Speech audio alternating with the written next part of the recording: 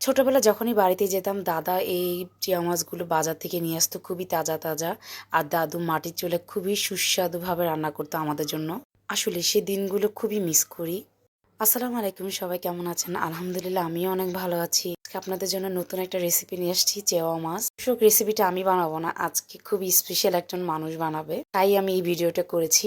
এই যে এখানে আমার আম্মু হচ্ছে হলুদ লবণ দিয়ে চেওয়া মাছটাকে ভালো মতো মাখাচ্ছিল।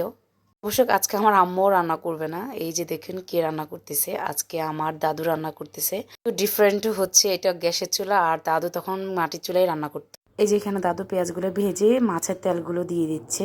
খুবই সুন্দর করে আস্তে আস্তে দাদু নাড়াচাড়া করে রান্না করতেছিল, মানে দেখে এতই ভালো লাগতেছিল, ভিডিও না করে থাকতে পারলাম না দাদুর। আমি মনোযোগ সহকারে দাদুর রান্নাটা দেখতেছিলাম। খুব আস্তে আস্তে দাদু নাড়াচাড়া করতেছিল। ওনাদের হাতে আসলেই জাদু আছে, যেটাই রান্না করুক না কেন সেটাই আমাদের অনেক ভালো লাগে। যে দাদু এখন এই যে মাছগুলা দিয়ে দিল, খুব আস্তে আস্তে দাদু এটাকে নাড়াচ্ছে খুব যত্ন সহকারে।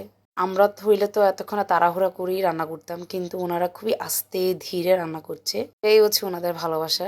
রান্নার মধ্যে ভালোবাসা বেশি ঢালে, তো এই জন্য রান্নাগুলো অনেক মজা হয় তাদের। এই যে এখন দিয়ে দিচ্ছে একটু মরিচ, লাল মরিচ দিয়ে দিচ্ছে ঝালের জন্য। অবশ্যই এটাতে কাঁচা মরিচও ছিল, তো দাদু বলতেছে আর একটু ঝালের জন্য লাল মরিচটা ব্যবহার করতে। এই যে উনি এখন একটু হালকা পানি দিয়ে এটাকে কষানো হচ্ছে। কার কার নানি দাদিদের হাতে রান্না অনেক মজা লাগে অবশ্যই আজকে আমাকে কমেন্টস বক্সে জানাবেন। এই যে দাদু এখানে যে জিরা গুঁড়া দিয়ে দিচ্ছে। এই যে দেখুন চিয়া মাছগুলো হয়ে আসছে।